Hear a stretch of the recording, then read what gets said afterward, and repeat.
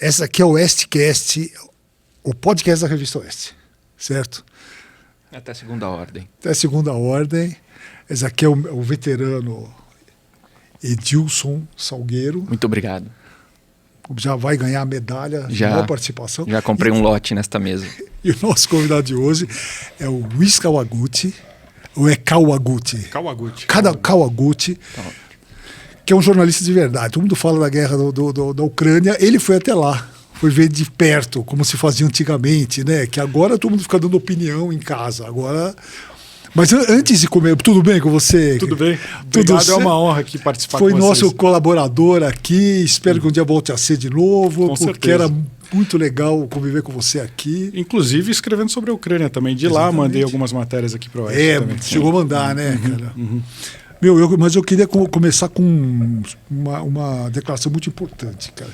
Porque, a gente sabe por que essa guerra não resolve. Porque o presidente Lula já disse, basta juntar o Zelensky e o Putin numa mesa de bar, tomar uma cervejinha.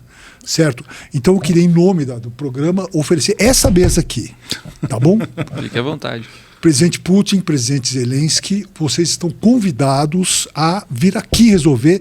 E tem mais, a gente oferece a cerveja.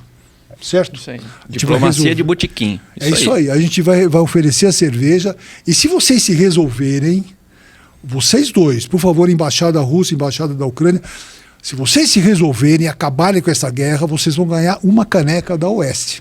Tá bom? Uma para cada um. Pensa direito aí. Não é uma só, é uma para cada um. Isso aí. Tá certo? E outra, que eu vou fazer, isso também é muito importante. Vocês, resolvendo essa guerra, vocês vão ganhar uma assinatura da Oeste. Certo? E essa assinatura vai durar enquanto essa guerra for encerrada. Tá bom? Sim. Qualquer volta ao conflito, a gente interrompe a assinatura.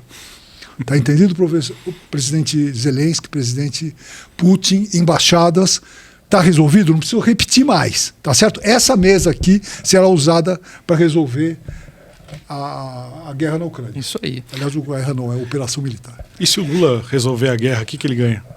O Lula não sei se vai ser convidado nesse caso. Porque ele deu uma ideia que é excelente, mas ele não sei se ele vai ser convidado. A gente vai pensar no caso. Né? O importante é os Sabe dois. Sabe servir copo? De repente.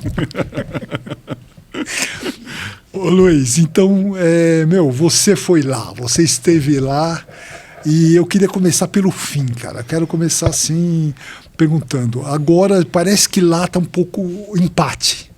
Tá um pouco stalemate, tá uma situação. O que existe é a Rússia prometendo que vai fazer mais um avanço, fazer mais uma ofensiva de guerra, e ao mesmo tempo os países ocidentais estão oferecendo tanques para elevar o nível de hardware da guerra, né?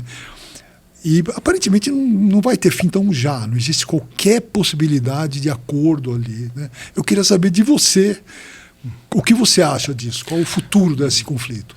Eu acho que o acordo, essas partes só vão se sentar numa mesa de negociação depois que acontecer muita coisa ainda no campo de batalha. Então a gente tem espera-se, acredita-se, isso aí, estou falando da inteligência ocidental, são reportes de inteligência ocidental que dizem que provavelmente a Rússia vai lançar uma nova grande ofensiva. Ela pode acontecer na primavera agora do hemisfério norte, então coisa que a gente, talvez no próximo mês, tem gente que fala até em semanas, mas sendo realista, aí depois de, pelo menos, não antes do final de fevereiro. Pelo menos esses são os reportes de inteligência. Que completa o primeiro aniversário, né? Isso, exatamente. Exatamente. A gente não sabe se eles vão tentar fazer alguma coisa simbólica de atacar também na mesma época que quando fez um ano, não dá para saber, mas espera-se que tenha uma nova ofensiva russa. Por quê? Porque a Rússia, ela convocou em setembro do ano passado mais de 300 mil novos combatentes para suas forças armadas. E eles começaram a chegar aos poucos na linha de frente e já tem informações do campo de batalha por parte da Ucrânia de que cada vez mais a Rússia está mandando combatentes. Então muita gente esperou que a Rússia mandar armas de última geração, mísseis hipersônicos, tanques com munição hiperbárica, mas não, eles estão mandando combatentes, estão mandando o conscrito com o Kalashnikov na mão para atacar a trincheira dos ucranianos. E ondas e ondas e ondas. Eles podem chamar de bucha de canhão. Exatamente. Exatamente. Mas espera-se que o Putin ele não pode sair da guerra. Politicamente, ele não pode sair da guerra com esse território que ele tem agora. Ele chegou a ter 20% do território ucraniano, agora acredita-se que ele já perdeu mais ou menos metade disso que ele conquistou inicialmente. Se ele sai da guerra agora para negociar, imagina, eu nunca vi um líder de governo autoritário voltar para casa perdendo uma guerra e ainda continuar no poder. Eu queria pedir para a produção colocar o mapa para a gente dar uma olhada, só para a gente localizar melhor. Porque a questão, o que a Rússia conquistou é essa parte do leste aqui, né? Isso quando foi no começo de fevereiro, eles avançaram por aqui, quase circundaram Kiev, pegaram toda essa parte aqui de cima e pegaram tudo isso daqui. Então eles vieram até aqui. E aqui já estava dominado desde 2014, né? Não, para baixo, aqui mais para baixo, a Crimeia, né? Na Crimeia. Tá. Aí eles subiram aqui até Kherson. E então toda essa parte aqui ainda está na mão da Rússia, essa parte aqui mais ou menos, aqui ó, isso aqui é onde está a Rússia.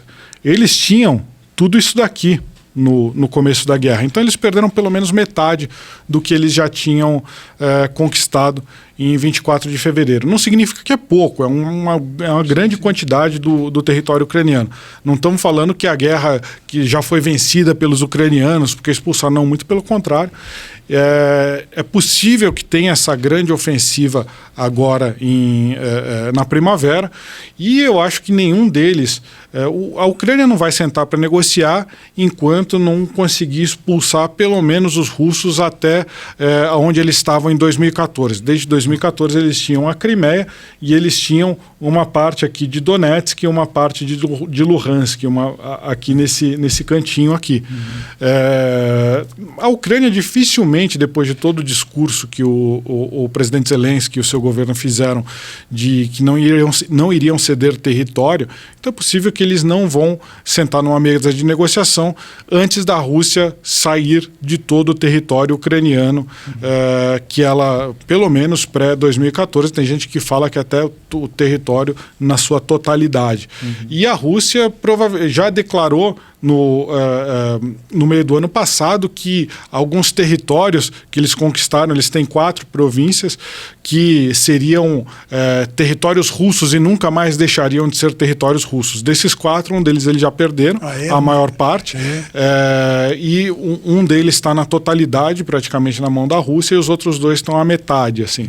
Então, provavelmente o Putin, para ele conseguir chegar em casa e falar, a guerra deu certo, ele tem que ter pelo menos a maioria desses 4 territórios que ele já anexou formalmente à Rússia. Quer dizer, anexou, não foi reconhecido por ninguém, foi uma anexação totalmente irregular, totalmente fora dos padrões internacionais. E para quem tinha o sonho de voltar a ser União Soviética, né, porque ele é muito pouquinho, né, para ele... Eu acho que esse é o ponto principal. Muita gente explica por que dessa guerra.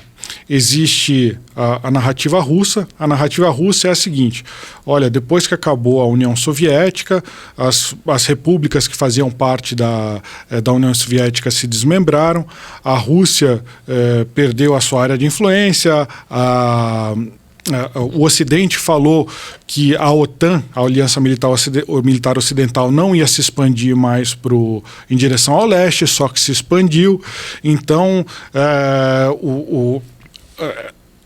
o Ocidente chegou muito perto da fronteira russa e poderia instalar mísseis ali na Ucrânia que em alguns minutos estariam em território russo. Essa é a narrativa russa do ponto de vista de uma escola que eles chamam realista. Não significa que é uma escola que está certa, mas eles se chamam de realista, que a Rússia estaria se defendendo a sua zona de interesse, assim como os Estados Unidos defendem a sua zona de interesse na América. O pessoal fala, imagina se, quando o pessoal compara muito a crise de Cuba, quando colocaram os mísseis ali em Cuba, os Estados Unidos também reclamaram. Então aquela história de que o país ele está se defendendo porque o seu grande rival está chegando próximo da sua zona de influência. Isso é o discurso russo. Eu discordo pessoalmente eu discordo desse discurso. Eu acho que a guerra está mais relacionada a uma coisa, a paixões mesmo, ou seja, o presidente Putin, ele está aí desde o início dos anos 2000 no poder. Ele ficou, não só ele, mas todo a sua entourage, toda a classe, a elite dominante russa, eles ficaram muito chateados da perda de poder da Rússia com o fim da União Soviética, aquela coisa, a glória do império. O Putin nem fala, ele nem se refere à época soviética, mas ele se refere à época da Rússia czarista, da Rússia imperial. E ele se ressente muito da perda desse território, da perda da influência, da Rússia não ser mais uma superpotência. Então eu acho muito difícil essa abordagem realista que falaram todos os chefes de Estado, eles atuam de uma forma completamente racional, visando maximizar a segurança do seu país e melhorar os interesses do seu país. E todas as decisões são lógicas e racionais. Eu não acho que seja assim, porque nenhum ser humano ninguém é robô.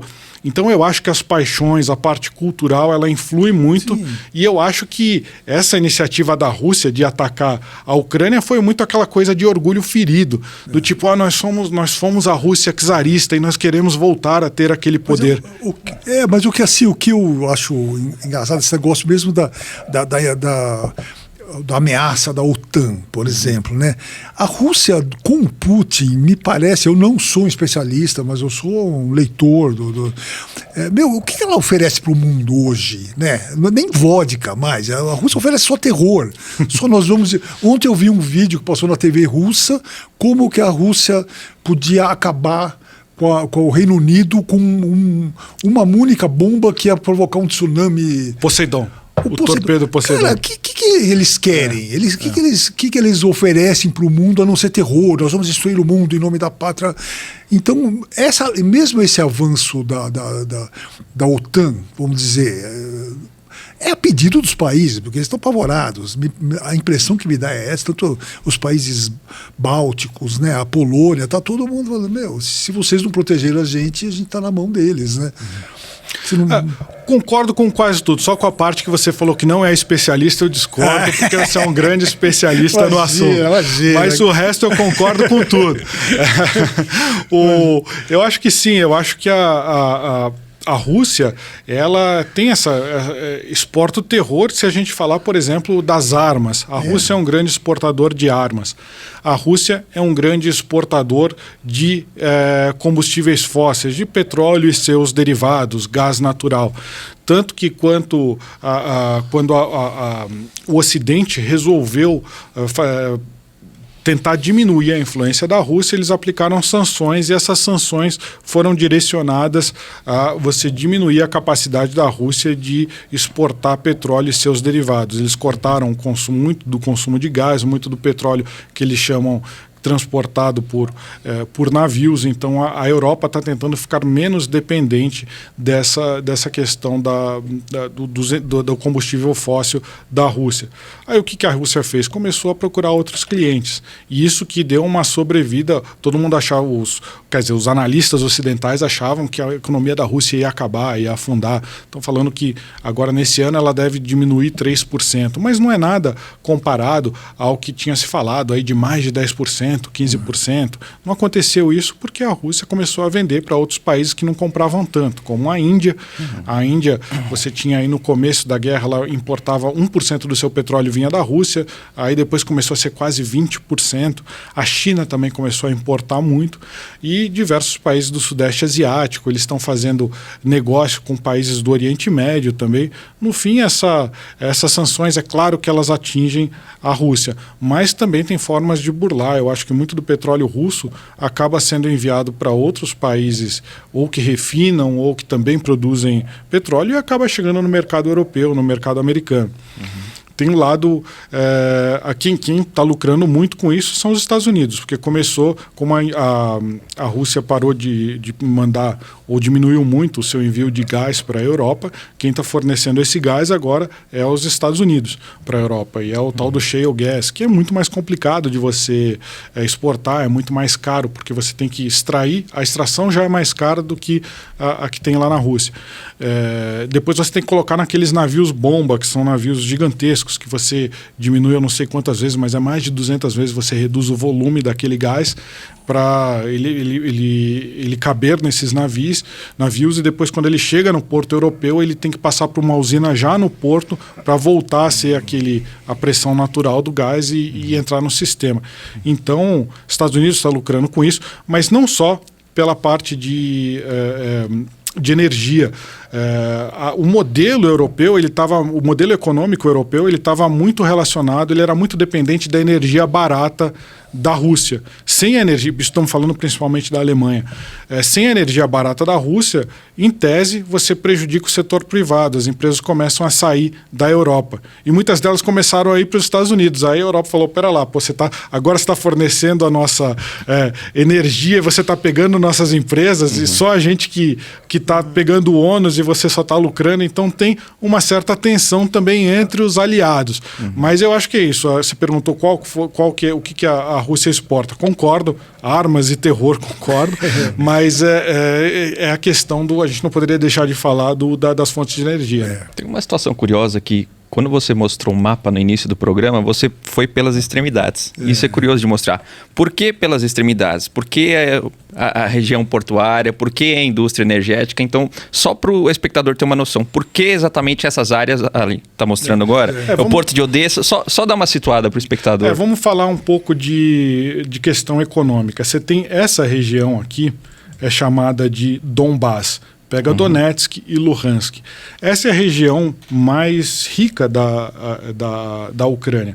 Você tem coisas interessantes aqui. Você tem a maior parte das siderúrgicas, das indústrias pesadas, elas estão aqui. Por quê? Porque na época da União Soviética, a União Soviética investiu muito. Aqui tem muitas fontes de carvão. Então, você tinha fonte de energia para alimentar a indústria siderúrgica. Teve muito investimento aqui. E também, como teve muito investimento soviético, teve muitos russos que vieram morar aqui na época da União Soviética. E aí depois o presidente Putin usou isso como desculpa para invadir. Nós vamos lá proteger os nossos russos étnicos. Isso faz parte da cartilha da Rússia quando ela quer invadir um país. No território russo, né? Primeiro foi... vamos... a gente vai entrar nisso depois, mas eles sempre elegem um inimigo para poder... quem que é o inimigo que está atacando os nossos cidadãos russos? Os nazistas. Os nazistas, por aí. Que é uma mentira já falar aqui. Mas essa é a região mais rica. E fora, se você pegar aqui na região do Donetsk, você tinha Mariupol, que ficou muito famosa na guerra, também tem muitas siderúrgicas, a siderúrgica de Azovstal. Mas essa região tem as maiores jazidas não só de carvão, mas reservas de gás natural que não foram exploradas. Então, acredita-se, pelo menos com as prospecções, que a Ucrânia poderia ser o segundo maior fornecedor de gás natural da Europa, perdendo só para a Noruega, sem entrar a Rússia nessa conta, né? Então, em tese, o que a gente pode assumir é que por coincidência essa invasão ocorreu logo no momento em que o governo ucraniano conseguiu fazer reformas administrativas para possibilitar a exploração dessas jazidas de gás natural. Logo quando eles estavam prontos para começar a explorar, foram invadidos bem aqui. Coincidências da vida. Coincidência, né? Foi coincidência. Eu imagino que a Rússia tinha medo de falar, pô, qual que é a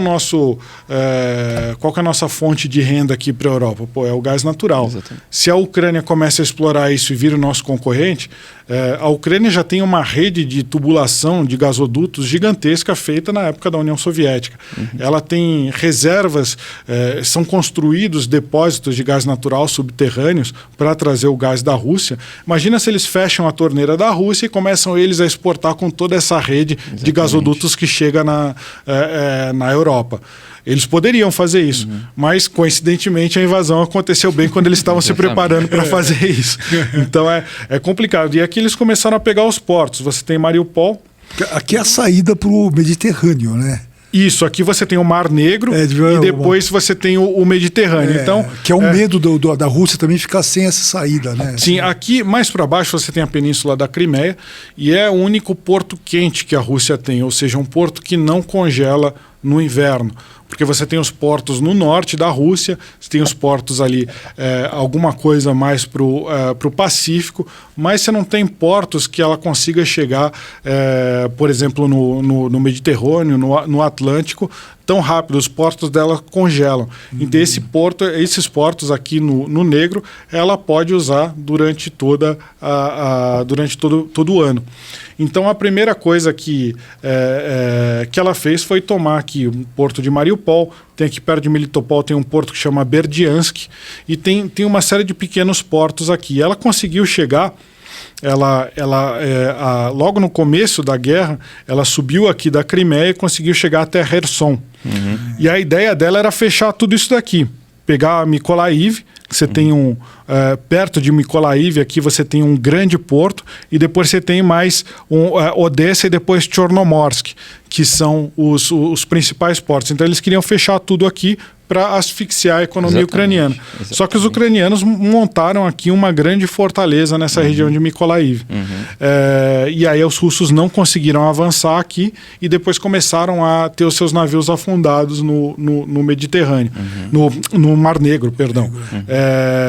E aí o plano de fechar o litoral falhou. Então, qual que era que a gente pode assumir que foi primeiro, o início da invasão russa, eles tinham uma ideia errada de que seria fácil. O jornal New York Times, ele publicou recentemente alguns diários que foram apreendidos junto com planos de batalha que foram apreendidos com as tropas que atacaram aqui na região de Kyiv, a capital ucraniana. Eu chamo de Kyiv, que é a pronúncia que a imprensa começou a adotar, que é a pronúncia ucraniana. Por quê? Porque é uma cidade que está na mão dos ucranianos, eles falaram, agora chama a gente de Kyiv, não de Kiev, porque Kiev é a pronúncia russa, mas estamos falando da mesma cidade. Então, esses diários, eles previam, o plano de batalha da Rússia era chegar em algumas horas, em menos de 2 dias, era descer aqui da Bielorrússia, entrar em Kyiv ou Kiev, e eles levaram não sei se vocês lembram, no início da guerra, você tinha um comboio de mais de 20 quilômetros de blindados, de caminhões. Alguns desses caminhões levaram uniformes de gala para os russos desfilarem ali na Avenida Krichatski, que é a principal ali de Kyiv. Eles seriam recebidos como heróis. Exatamente. Napoleão chegando em Portugal. Libertaram, né? Não aconteceu nada disso. Então houve uma falha de planejamento, que eles acharam que seria fácil, que não haveria resistência. Mas Kyiv se tornou a verdadeira fortaleza, não só pelas tropas que estavam estacionadas lá, mas também pelas tropas internacionais que chegaram à Legião Internacional, não de outro país específico, mas os combatentes individuais, e porque as próprias pessoas começaram a receber armas. Então eles abriam caixas de fuzil no meio da rua e quem ia lá pegava e levava para sua casa. Então virou, a cada esquina você tinha barricadas, você tinha um trabalho de ensinar as pessoas de como montar emboscadas para os russos dentro da cidade. o que você tinha que colocar de empecilho, de obstáculo na rua, e como que você tinha que se posicionar dentro da sua casa para atirar nos russos. Eles não chegaram a marchar sobre Kiev, mas eles tomaram mais ou menos 180 cidades nesse entorno aqui. Teve uma que teve um massacre aqui. Isso, a cidade de Bucha e Irpin. Foram completamente massacradas, encontrou-se covas coletivas, muita gente, não foram só civis, teve civis que se uniram à resistência ucraniana e esses sim foram mortos. Mas também teve pessoas que estavam lá só buscando comida e acabaram sendo mortos só pelo fato de andar na rua. E isso foi uma coisa que foi muito importante para o desenvolvimento dessa guerra, porque no começo o Ocidente falou: vamos apoiar a Ucrânia. Só que vamos mandar só armas de defesa para eles. Então o que eles mandaram? Mandaram lançadores de foguete, mandaram lançadores Javelin, que são aqueles lançadores de mísseis que um ou dois combatentes colocam no ombro e atiram. Ele é muito avançado, então em vez de atingir diretamente o tanque, ele sobe e depois atinge o tanque de cima para baixo, onde ele tem menos blindagem. Então o Ocidente falou: não, os Estados Unidos e a Grã-Bretanha, principalmente esses dois países, falaram: vamos mandar esse tipo de armas para eles se defenderem. A Alemanha, que tinha todo o interesse em ter fonte de energia barata da Rússia, mandou capacetes. Vai que toma um tiro, tu toma um capacete, o boné do Chaves para você. Mandou capacete. É claro que, não sejamos injustos, depois eles começaram a mandar baterias de defesa antiaérea super avançadas, agora os tanques. A França mandou baguetes, alguma coisa assim. Nós mandamos o samba, o Zeca Pagodinho. Bem a França, né? A França manda... E isso que foi... Mas voltando a esse raciocínio, as atrocidades que foram encontradas, os crimes de guerra da Rússia, eles aumentaram o apetite do Ocidente de mandar armas mais pesadas, como, por exemplo, os obuses, que é o canhão. Quando você pensa na guerra, o canhão que atira para o alto, aí a bomba sobe e depois desce, é o obus, esse é o canhão. Aí fala: não, vamos mandar os chamados 777, 777, que são os canhões americanos. Eles começaram a mandar tanques de guerra do período soviético, T-72, que são a maior parte dos tanques que estão lá na guerra da Ucrânia, são esses tanques. Então começou a se mandar armamento mais pesado. Toda vez que a Rússia cometia uma atrocidade maior, achava-se uma vala coletiva, eles começavam a mandar armamentos mais avançados. Quando a Rússia começou em outubro a atacar a infraestrutura elétrica do país para as pessoas morrerem de frio no inverno, aí o Ocidente começou a mandar baterias de defesa antiaérea avançadíssimas. Então o Ocidente vai testando até onde ele pode ir.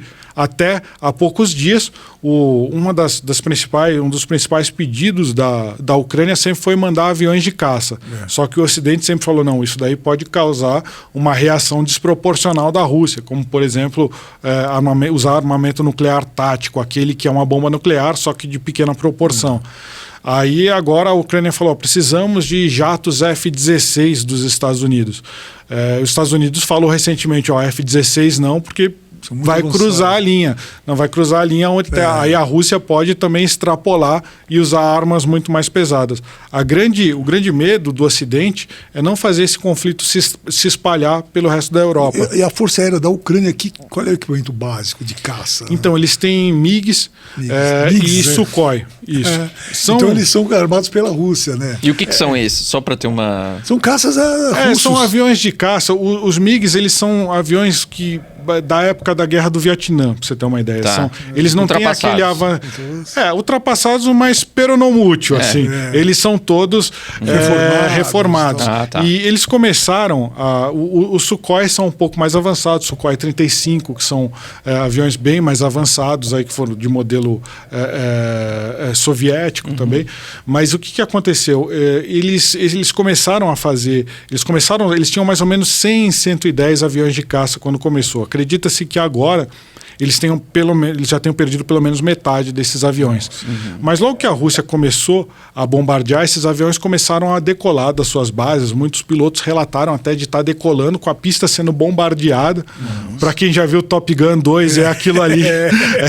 E os caras levantando voo e indo para pontos de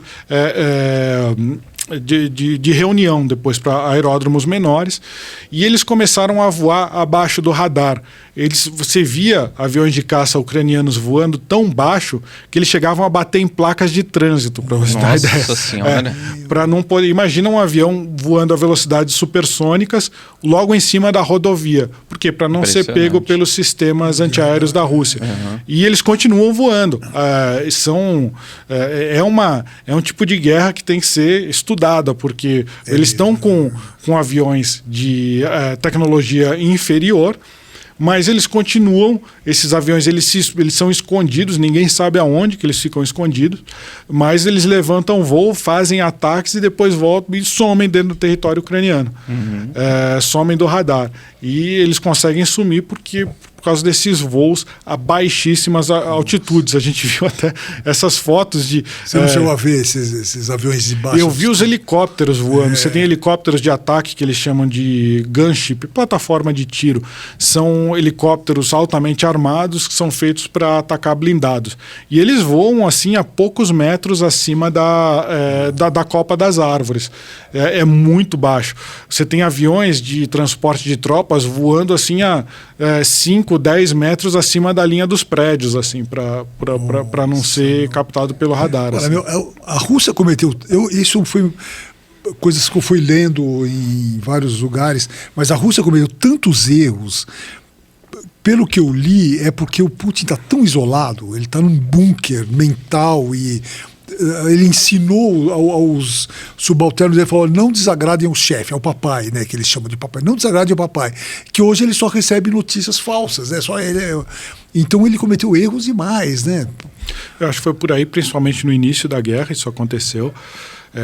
Eu acho que a avaliação inicial dele se baseou em reportes das agências de inteligência russas, mas quem faz esse tipo de análise são analistas ocidentais. Eu estou trazendo aqui para vocês, a gente tem que ver com alguma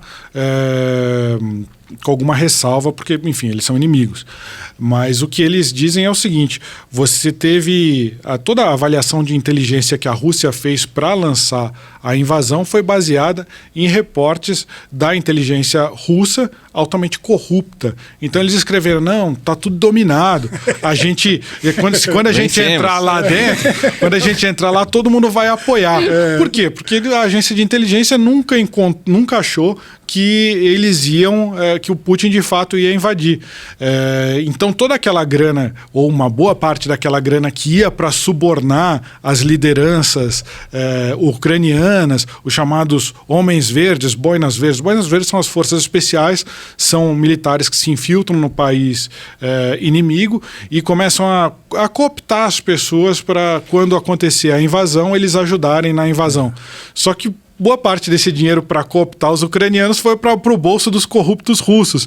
Aí o Putin deve ter falado, e aí, tá todo mundo cooptado? Os caras, não, tá todo mundo cooptado. Né? Meu bolso. E teve também essa questão de chamar o Wagner Group, né? O Wagner Group, né? Que é um grupo de mercenários, praticamente, né? Exatamente. Que está a serviço. Você não pode confiar nesses caras direito, né? Eles são muito corruptos, que eu saiba, assim. Eles entravam em prisões russas e falavam, isso totalmente à margem da lei, quem vier combater com a gente com o Wagner, vocês vão perder, a sua pena vai ser comutada, vocês não vão precisar mais cumprir a pena, vocês vão ter a sua liberdade e vocês vão poder ainda defender a mãe Rússia e tal. Agora quem desistir no meio vai ser fuzilado. Fica à vontade aí. Fica tranquilo. Vocês podem escolher. Muita gente foi. E as primeiras levas agora dessas pessoas que cumpriram um tempo de serviço estão voltando para a Rússia com a sua pena comutada. Tem também ocorreu a parte oficial, em que pessoas que estavam em liberdade condicional também poderiam ir ter os seus crimes perdoados. O engraçado foi que, engraçado não, trágico, né? A Rússia é trágica. Né? Falava, quem fosse, não podia ir pedófilo, mas estuprador podia. Assim. Entendi. Tá tranquilo, então. É meio parecido com o Brasil, né? Meu Deus. Mas, solta todo mundo e tudo bem. O Wagner Group, ele não é só um grupo mercenário, né? Ele não tem algum tipo de ligação política, uma preferência ideológica ali do grupo? Sim, ele tem o líder do Wagner Group, ele se chama Prigozhin. Ele é um cara que totalmente ligado ao Putin. Uma das informações é que a empresa dele fornecia o catering, fornecia aí a comida pro staff da Rússia. Esse cara foi se aproximando do Putin e aí ele criou esse grupo de mercenários. O grupo de mercenários se desenvolveu bastante operando na África. Tem muitas operações de mineração de mineradoras russas na África e esses mercenários eles iam para a África para defender as mineradoras russas. Mas a coisa começou a crescer de tamanho e, principalmente agora, eles conseguiram recentemente avançar ali na região do Donbás. Eles tomaram a cidade de Soledar e eles que estão avançando na principal frente de batalha atual da Rússia, que é a cidade de Bakhmut, que fica no Donetsk. Então, o Donetsk é uma das 4 províncias que foram declaradas, anexadas pela Rússia. A Rússia sempre, desde 2014, domina metade de Donetsk, a metade sul, e eles querem tomar o norte. E é o Wagner Group que está lutando lá. E o curioso é que o Wagner Group ele enfrenta diretamente a Legião Internacional. E eles trocam ofensas pelas redes sociais. Eu vou te procurar no campo de batalha e tal. É uma coisa meio de louco. Série, né? Assim, te pego na saída. Série, né? Só que com umas consequências um pouco mais graves. Né? Bom, aqui a gente vai dar só um pequeno intervalo, que o Edilson agora vai falar por que a gente deve assinar o Oeste. Por que, Dagomir? Não lembro. Oeste? Não, é importante assinar o Oeste porque, como vocês sabem, a Oeste não aceita verba publicitária estatal. Então, toda essa infraestrutura e estrutura que vocês estão vendo aqui é financiado com recursos que você passa para a gente por meio da assinatura. Então, é dinheiro privado. E quando você assina o Oeste, você tem acesso a todos os artigos exclusivos da revista, dentre os quais Dagomir Marchese e do Kawaguchi também, quando ele era um dos colaboradores da Oeste, tem uma série ali de artigos dele sobre energia, enfim, sobre guerra. Isso está tudo catalogado. Então, se você assina, você tem artigo do Dagomir, do próprio Kawaguchi, J.R. Guzzo, Ana Paula Henkel, Augusto Nunes, Rodrigo Constantino e um elenco enorme. O meu também. Se puder pular, é melhor. Então, se você puder assinar, colabore com o nosso trabalho, mas não só isso. Além da assinatura, não tem uma série de benefícios ali, 0800 que ele já tem? Só de programas. Este aqui, Oestcast, com Dagomir Marchese e comigo, às vezes. Oeste Sem Filtro, que já é sucesso absoluto já no Rumble. As Liberais, com Branca Nunes e Paula Leal. E o Sudoeste. Do Silvio Naval, que já também foi o primeiro, né? Salvo engano, o Estúdio Oeste é o primeiro programa. Exatamente. Com Flávio Morgan. Flávio Morgenstern, Cristina Grêmio, tem Fabiana Barroso, também, Silvio Naval. O Silvio é o embaixador do YouTube aqui na Oeste, né? Foi quem desbravou o território e hoje a gente já é um sucesso absoluto. E o Oeste Sem Filtro, apresentado por Paulo Leal, com Augusto Nunes, Ana Paula Henkel e Silvio Naval também. Exatamente. Então você tem todo esse pacote 0800 e se assinar a revista tem os artigos semanais, uma edição semanal. Infelizmente não estamos no YouTube agora, certo? Lamentavelmente não estamos porque estamos numa plataforma muito bacana chamada Rumble. Então, revistaoeste.com/Rumble, você vai acompanhar todos os programas, inclusive o Oestcast. Rumble, RUMBLE. Tá certo? Certo? Acho que é isso aí, né, meu? RUMBLE. Isso aí. Luiz, outra coisa que eu vi também, uma matéria que eu li, que eu não me lembro de onde foi, mas acho que foi New York Times, não sei, mas que mostrava que gente absolutamente comum num shopping, assim, sendo cercado em Moscou, você vai para a guerra, você vai também pegando qualquer pessoa que tivesse 2 pés e 2 mãos e falando, você vai para a guerra agora. Não, mas eu não posso avisar em casa. Não, vamos lá. Deficientes também. Avisar minha mulher, né? Rapidinho. Não dava para telefonar, não dava para fazer nada. Você vai para a Ucrânia. Tanto que o pessoal começou a atacar fogo nos centros de recrutamento da Rússia. Os próprios russos? Os próprios russos fizeram isso, começaram a fuzilar comandante. Existia mais de 200 mil russos fugiram da Rússia durante o recrutamento. É claro que se você fizer uma pesquisa de opinião, todo mundo vai falar que está certo. Se eles falarem que está errado, eles vão ter problemas. Mas se você vê quantos saíram da Rússia, você tem uma noção que talvez eles estejam um pouco chateados com isso. Não, eu li, inclusive, que existem organizações dentro da Ucrânia para você se render. Os russos se rendem na hora. Tem um código ali que você já ganha a cidadania. Não sei se chega a esse ponto. Não, mas sejamos justos.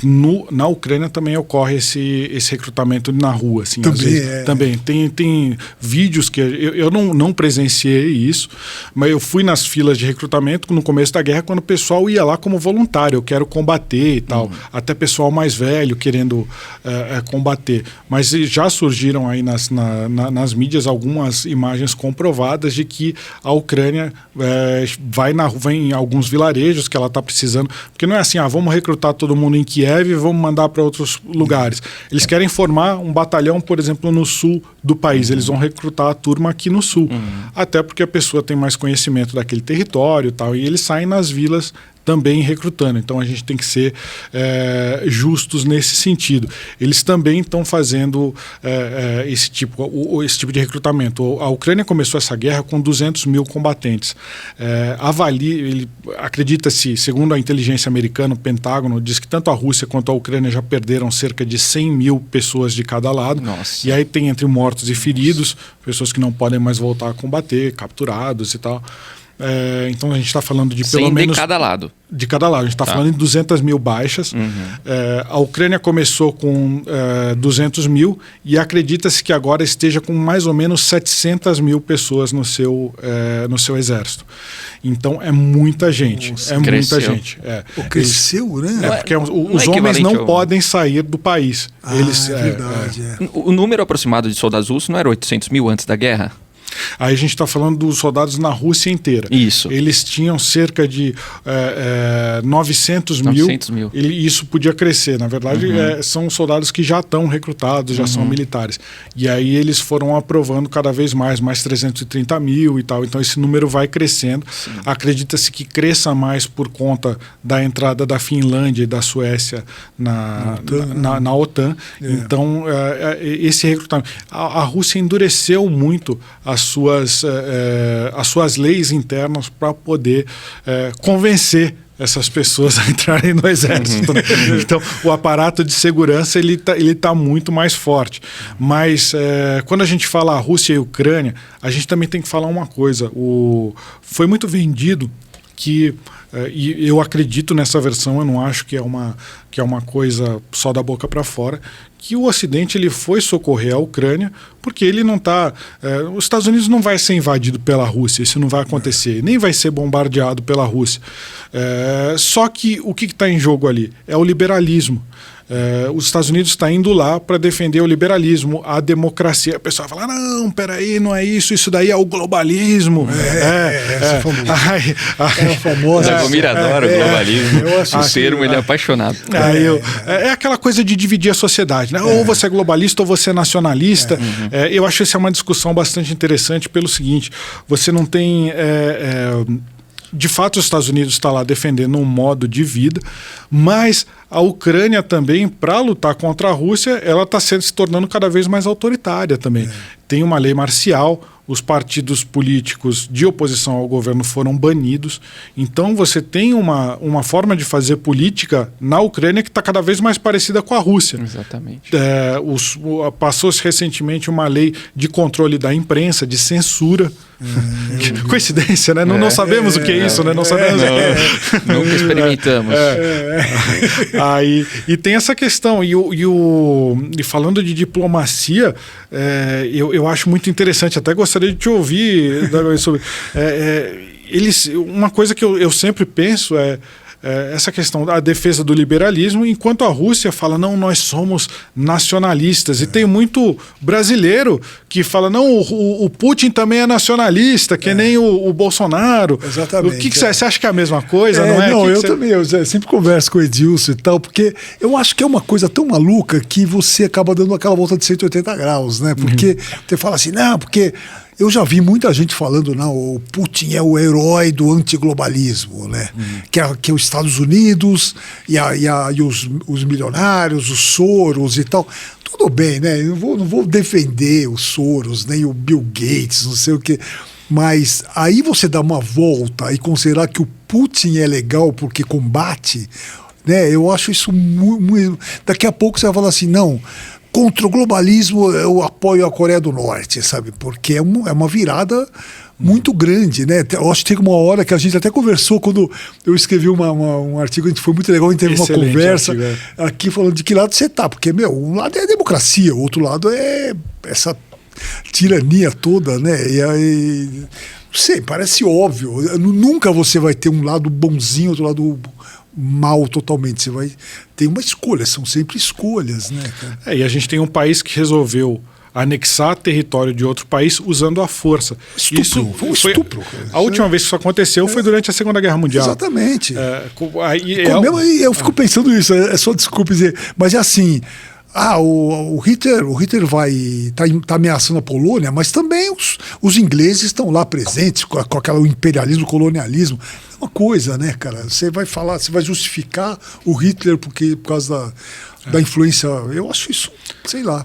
E a gente cai no niilismo também, né? O pessoal fala, não, mas quem invade é os Estados Unidos. Aí o pessoal fala daquela trágica invasão do Iraque, atrás de armas nucleares. Sim, os Estados Unidos errou, ninguém está defendendo os Estados Unidos. Né? Foi uma grande besteira que os Estados Unidos fez. Mas aí você sempre lembrar do passado, eu acho que é niilista. O que a gente ganha? Falando, mas o outro também fez isso, então eu posso fazer agora.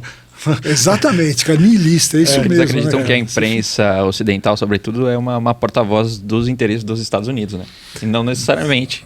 Não é o ponto, né? O fato concreto é que o Putin invadiu a Ucrânia. Exatamente. O resto é justificativa, o resto é perfumaria. Ô, Luiz, tem uma situação interessante não, quase imitei ele agora, trágica, né? Foi trágica, que infelizmente o seu carro foi alvo de tiros, de morteiros. Isso. Aliás, eu queria pedir, segura aí, claro. Eu queria pedir de volta o mapa para que você localize. Isso. Mas fala aí, meu. Não, vai casar mesmo, com a situação. Eu quero saber por onde você andou, onde aconteceu essa história. Foi aqui, nessa região aqui. Você foi aí, cara? Aqui em Zaporizhia. Eu desci de Zaporizhia e estava descendo em direção a essa cidade de Melitopol. A linha de contato passa exatamente aqui. Aqui é a linha de contato entre os dois exércitos. Então eu estava descendo aqui, eu estava com o pessoal da Rádio Nacional Espanhola e com um jornalista ucraniano também, e o Kostya.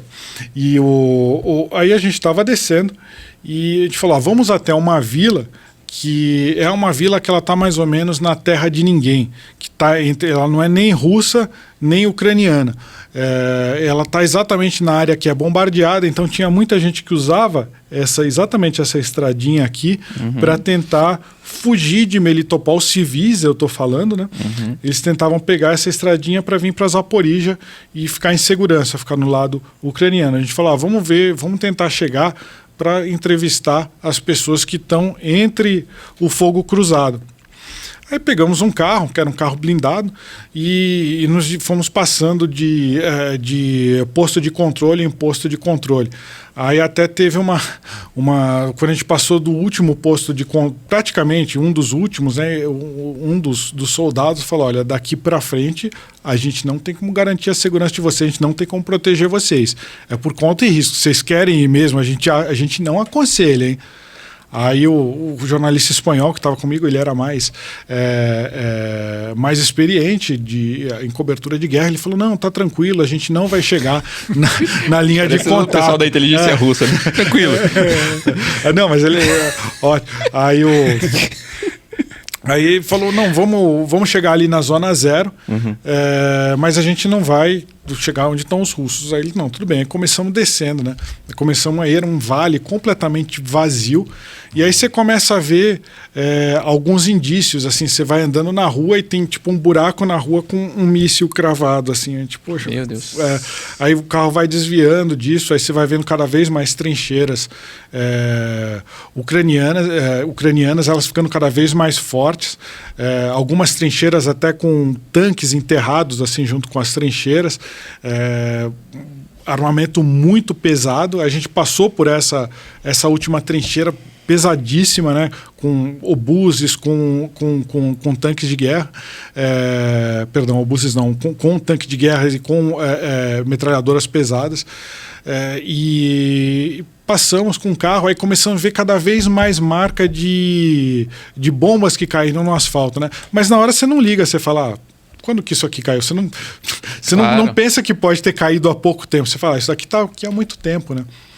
Nossa, aí continuamos, estávamos passando entrando nessa cidadezinha que acreditávamos que estava no meio, mas quando a gente chegou, os russos estavam entrando pelo outro lado também. Aí já começou, tinha um outro carro na frente. Quando eu olhei, já começou a cair granadas de artilharia, né? Eu acredito que tenham sido morteiros pesados. Mas caiu um tiro de morteiro muito próximo da gente. A lataria do carro ficou... teve buracos na lataria, todas as janelas se quebraram na hora.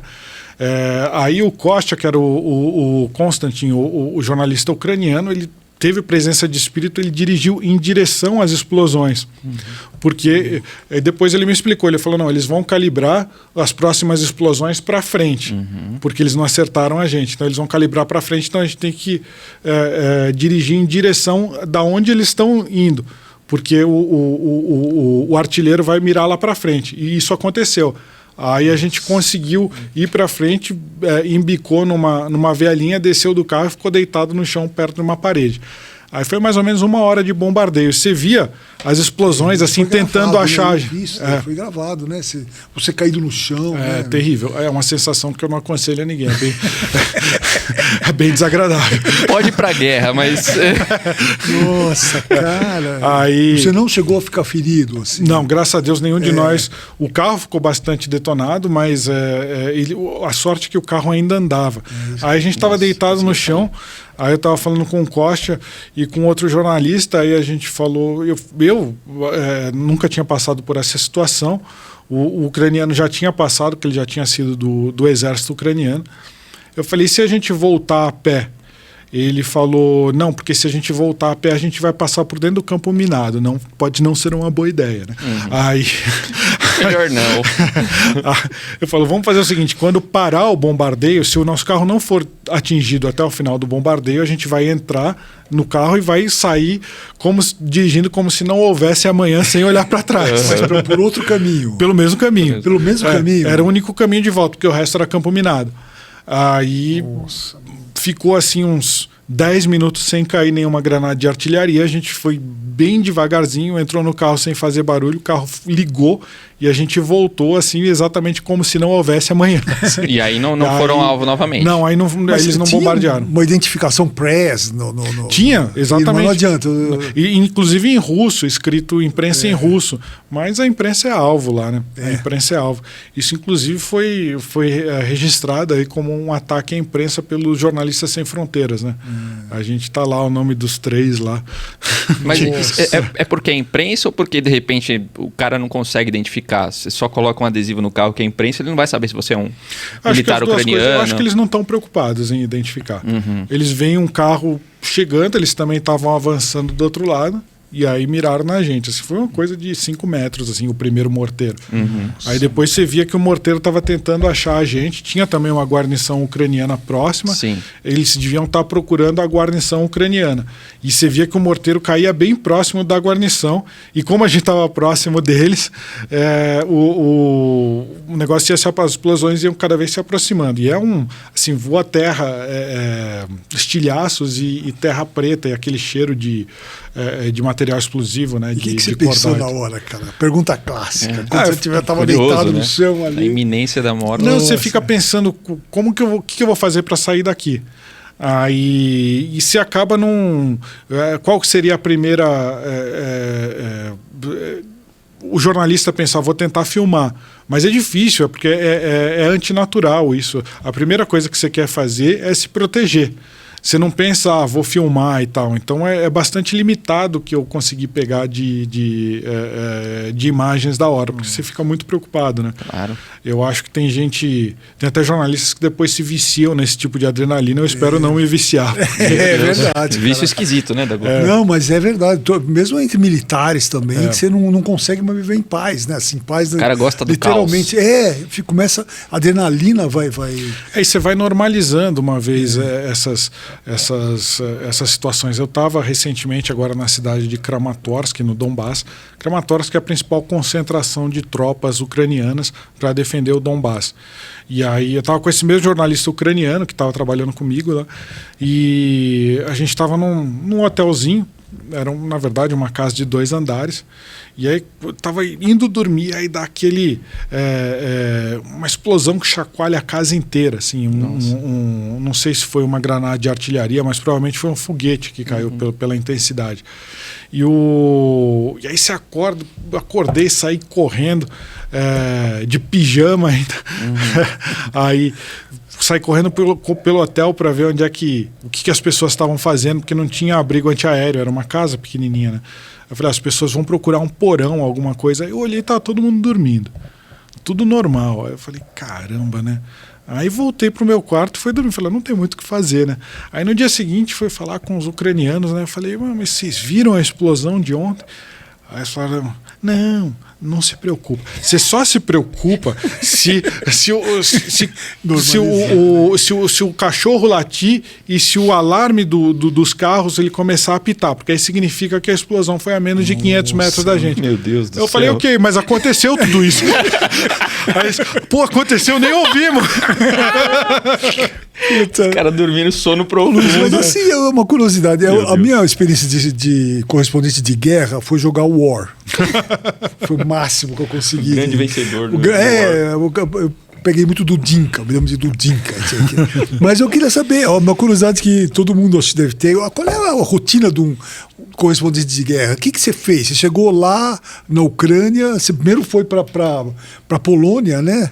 Eu passei por diversas cidades ucranianas. Aí eu comecei ali pelo leste pelo oeste da Ucrânia, ali em Lviv.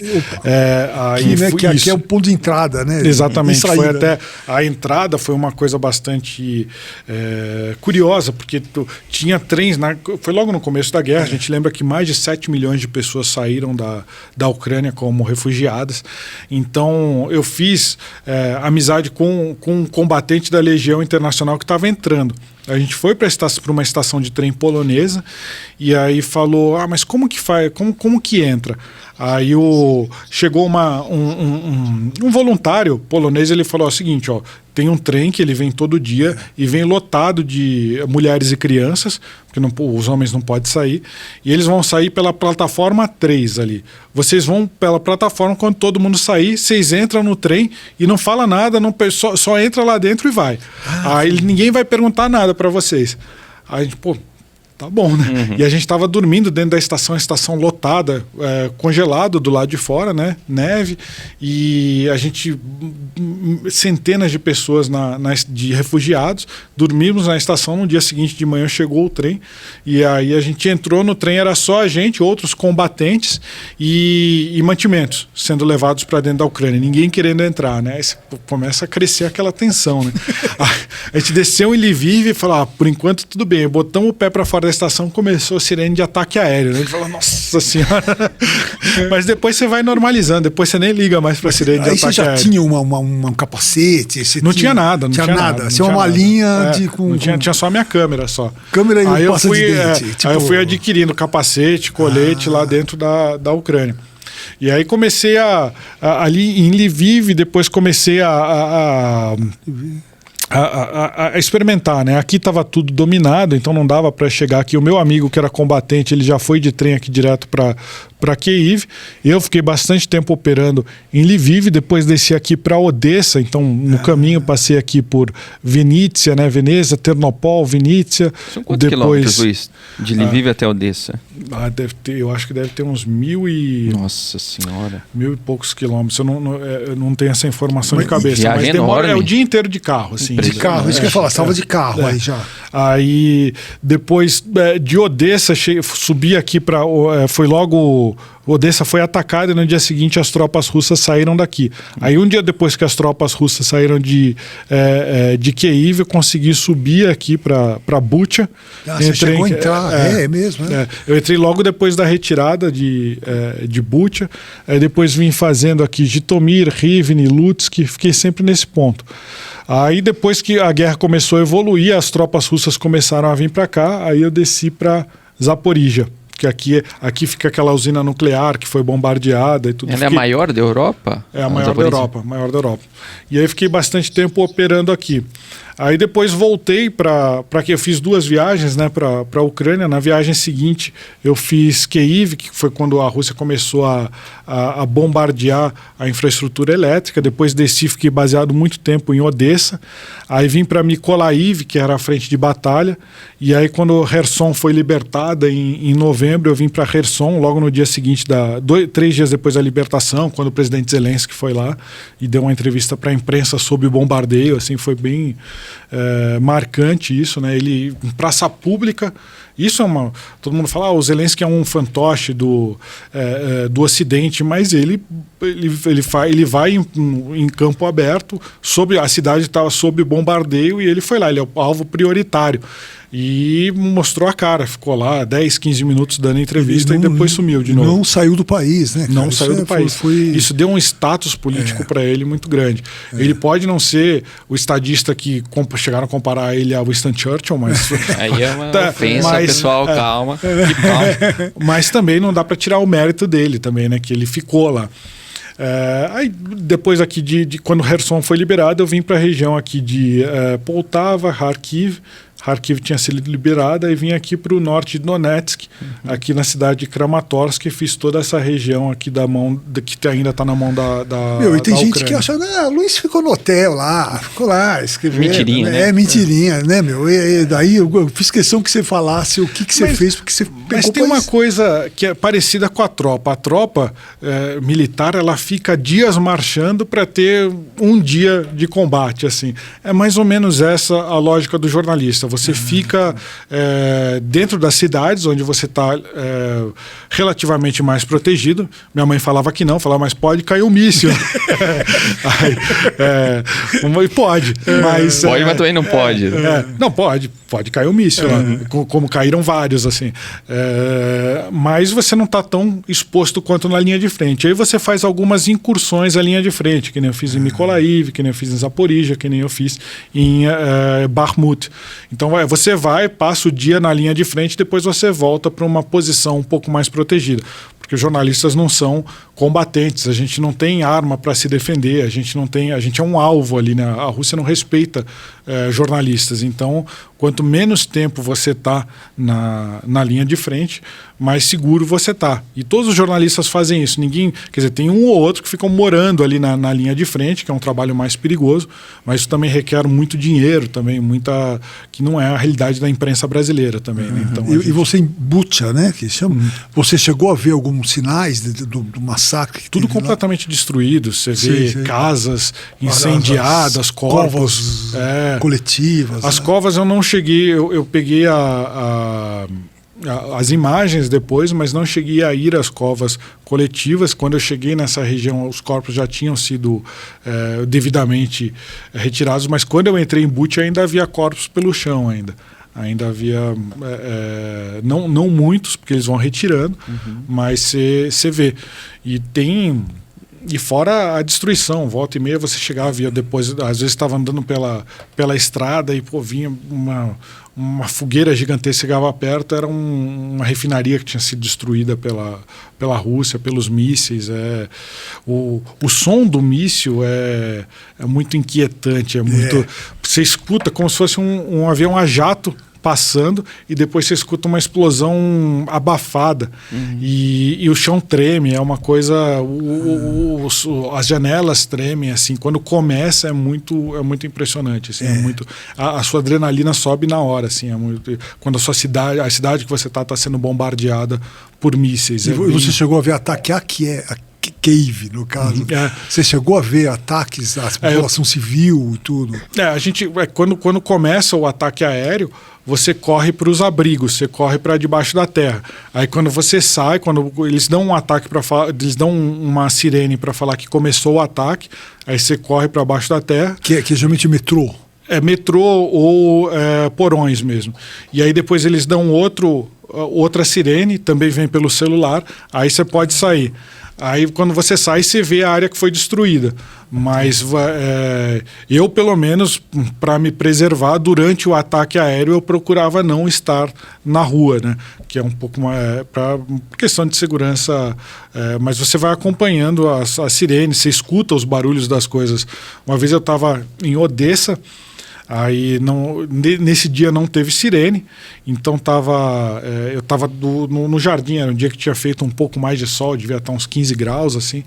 Aí tava almoçando no jardim da casa que eu fiquei hospedado, e de repente veio um míssil russo e foi interceptado pela defesa antiaérea praticamente em cima da casa, assim. E caí no chão e tal, aí você vê aquela explosão no alto, você fala, nossa. Aí depois veio a sirene, né? Se esconda. Beleza. Aí vem o míssil. Né? Nossa. Às vezes a sirene vinha depois do míssil. Ainda bem que é útil, né? Foi o maior susto que você passou, assim. O maior foi esse de Zaporizhia que o bombardeio lá, porque aquele lá a gente ficou 1 hora sendo bombardeado sem parar. Assim, então foi. 1 hora aquilo durou, cara. Parece. No vídeo a gente acha que é pouquinho, é 1 hora foi esperando. 1 hora ali, foi complicado. Aquele foi bem complicado. Cara. E meio você não tem como se esconder mais. Não dá tempo de cavar um buraco ali. Você tem que ficar ali deitado e rezando pro russo ser ruim de pontaria, para ele não te achar ali. A gente até tem umas imagens que você postou no Twitter. Podia mostrar aí. Os tweets acompanhados demais, né? É antes e depois, né? Isso aqui foi em Kiev, né? Um hotel, inclusive tinha um jornalista, acho que japonês, se eu não me engano.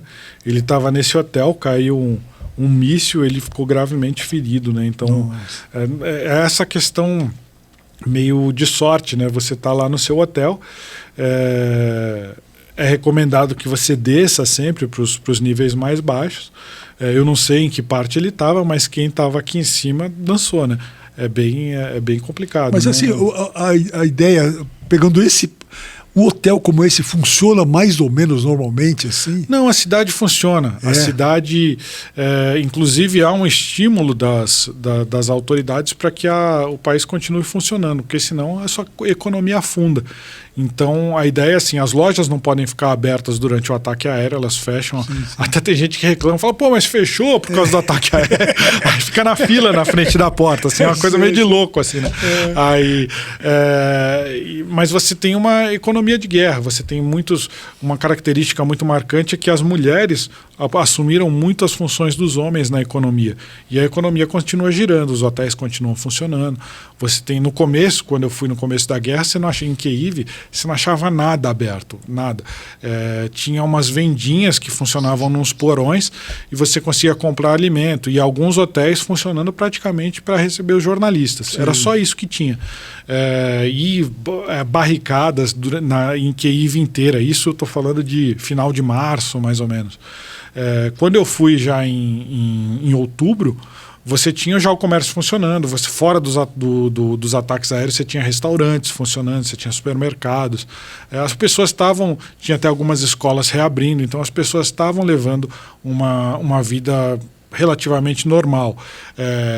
A gente tem que também explicar, o os ataques eles aconteciam majoritariamente contra as infraestruturas elétricas, contra a usina elétrica, contra subestação. Isso aqui não era o alvo principal. Podia ter acontecia sem querer. Às vezes sem querer, às vezes por querer, porque eles podia ter tropa estacionada aí dentro. O cara atacava uma escola, atacava. Foram, eu acho que quase 600 instituições de ensino foram bombardeadas durante essa guerra. Mas não era o alvo prioritário. Não é que nem na Segunda Guerra Mundial que você fazia aquele bombardeio indiscriminado da cidade. Não era isso também. A gente tem que ser justo. Mas como que eles infligiam a dor no ucraniano? Era deixando ele sem energia elétrica, deixando ele tentando fazer afundar a economia dele. Mas você vê esses bombardeios mais recentes, você tinha 10 mortos por bombardeio, 15 mortos por bombardeio. Claro que são vidas, é muita gente, mas não é um bombardeio que você ataca com bombas incendiárias as maiores cidades que nem a gente viu na Segunda Guerra, não é isso? O Dresden, assim. Não é Dresden, exatamente. As cidades da linha de frente, elas são atacadas com bombas incendiárias, elas são bem destruídas mesmo. Mas tem muito pouca gente nas cidades de linha de frente. As pessoas saem porque sabem que lá o negócio vai ser indiscriminado. Mas as cidades mais longe da frente de batalha, como Kiev, como Odessa, como Kharkiv, morreu muita gente, porque ficou mais de 7 meses sitiada. Mas as maiores cidades, elas são relativamente seguras. A gente tem outra foto também aí. Essa foi de Dnipro, né?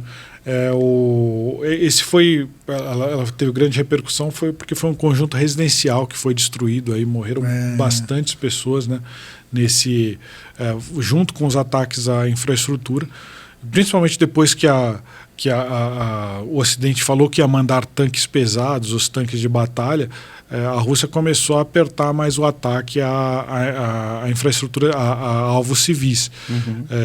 Eles argumentam que não, que era só contra a infraestrutura elétrica, mas eles atacaram muitas residências.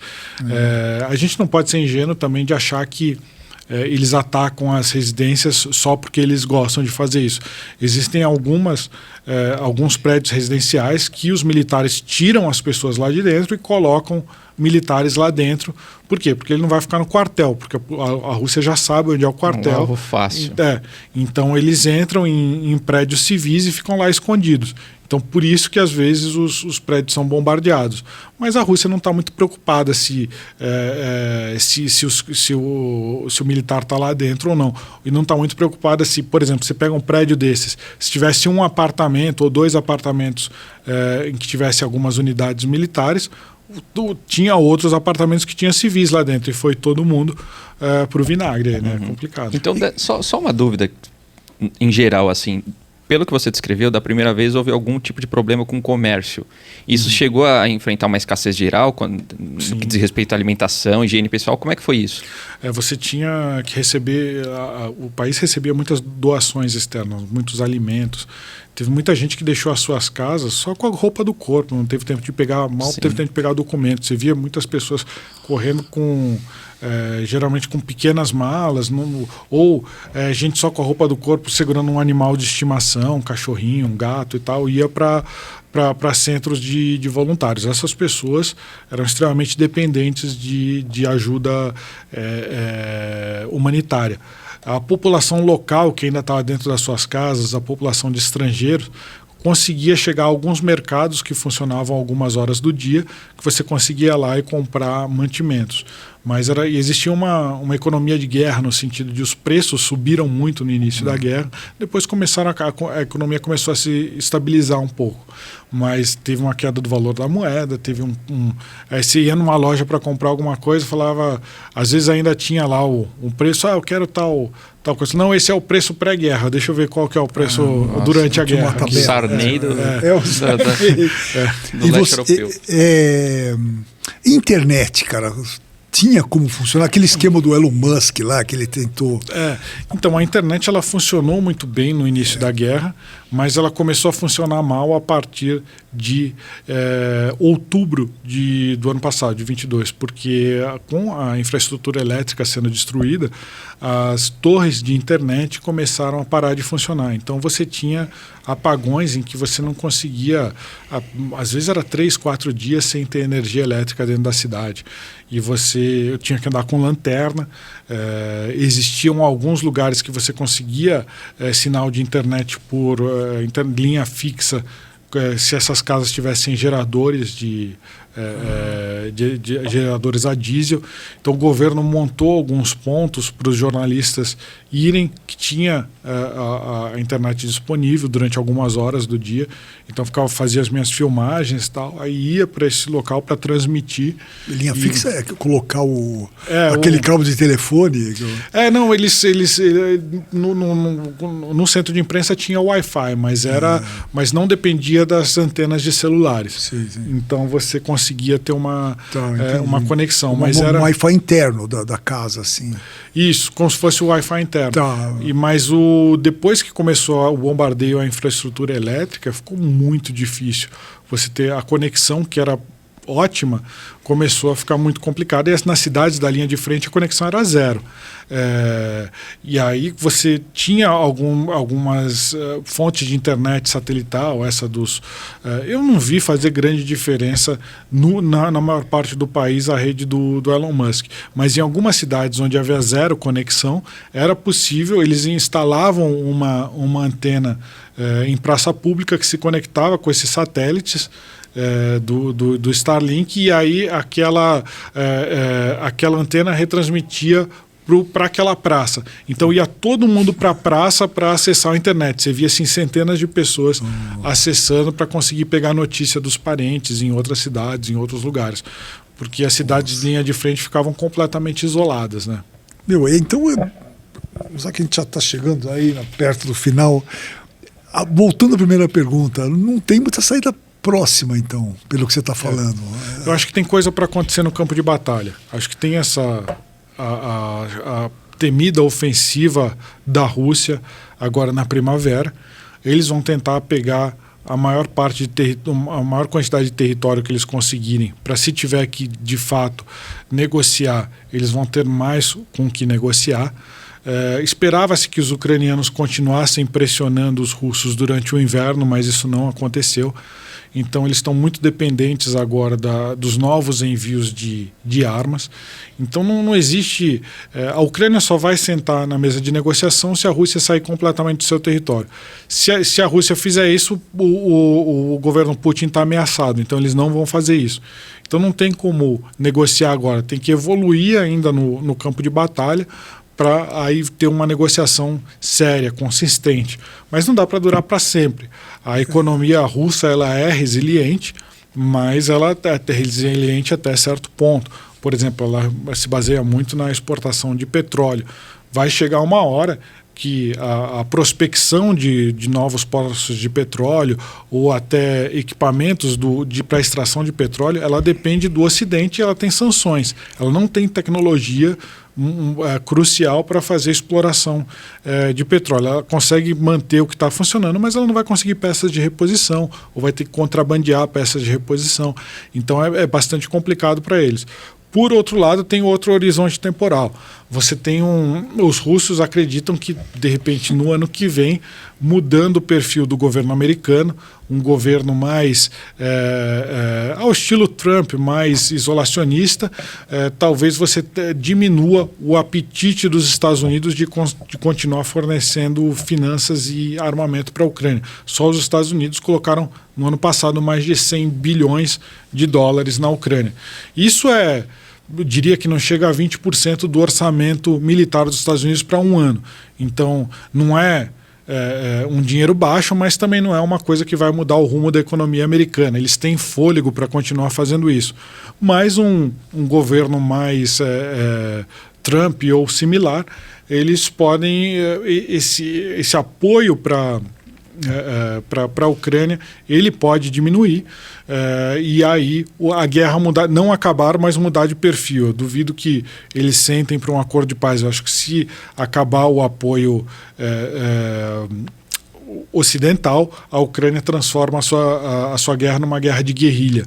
Mas eu acho que não é esse o caminho. Eu acho que o caminho, que agora tentando fazer uma previsão, é muito difícil, mas eu creio que a tendência é que o Ocidente continue apoiando os ucranianos, porque a leitura dos analistas ocidentais é que se a guerra for interrompida agora, a Rússia vai ter chance de se rearmar para atacar de novo mais para frente.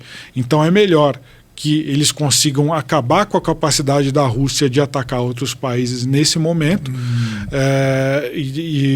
para que isso não volte a acontecer no futuro. Essa é a leitura do Ocidente. Mas não significa que vai ficar tudo às mil maravilhas se a Rússia perder também. Porque se cair, por exemplo, se cai o governo Putin, se tem separatismo dentro da Rússia, que é o que o Ocidente fala, isso seria bom. Mas você vai ter um aumento da violência, você vai ter lutas internas, talvez até guerra civil dentro da Rússia se a Rússia perde. Então não tem perspectivas aí de um mundo mais seguro, e sim o contrário, um mundo mais complicado. Se a Rússia ganha, você tem mais risco de que ela invada outros países. Se ela perde, você tem risco de guerra civil dentro da Rússia. Um país com o maior arsenal nuclear do mundo. Exatamente. Quem que vai controlar as bombas nucleares depois? Então não tem. É um jogo de perde-perde. Esse que é o problema. Não tem final feliz, é isso? Com esse tom otimista. Pô, Luiz, olha, realmente eu queria continuar há muito tempo. Eu queria convidar você para voltar aqui, uma vez a gente falar só do Brasil, só de aspectos militares do Brasil, que eu acho um assunto super interessante, né? Se vocês me permitem, eu queria, quem quiser ver algumas imagens dessa cobertura, eu deixei bastantes imagens e vídeos ali no Instagram e no TikTok. Meu endereço é @Kawa Repórter, K-A-W-A Repórter, tudo junto. Então tem ali a linha do tempo das coberturas, assim, também interessante. Instagram e Twitter. Instagram e TikTok. Isso. Kawa Repórter. Isso, exatamente. Não tem divisão, não tem... Não, tudo junto. K-A-W-A Repórter. Pô, tá avisado, porque, ele esteve lá, né, Viu com os próprios olhos. Não viu falar, né? Exatamente. Muito legal, Luiz. Olha, super obrigado mesmo pela sua presença e realmente, vamos marcar outra aí logo mais, cara. Vamos sim, vamos nessa. Pô, sempre. E queria também aproveitar, convidar o pessoal a acessar lá a coluna Jogos de Guerra, que é o que eu sou colunista da Gazeta do Povo. Também estou sempre escrevendo sobre os temas militares lá. Conversa com especialistas, né? Isso, exatamente. Esse papo para mim é muito interessante, cara. Muito interessante. Gostamos muito. Eu tô agora... É uma honra aqui, eu agradeço. Pô, você é da casa. Tá cheio de si agora. Até estufou. Você, volta quando quiser. Obrigado pro Edilson de novo. Agradeço mais uma vez. Obrigado você, Luiz. E olha, presidente Putin, presidente Zelensky... Tá aqui a mesa, tá aqui. Vem resolve isso logo, tá bom? Cerveja por nossa conta. Isso aí. Certo? Muito obrigado, pessoal, por mais essa. E estamos no Rumble. RUMBLE. Revistaoeste.com/Rumble. Rumble.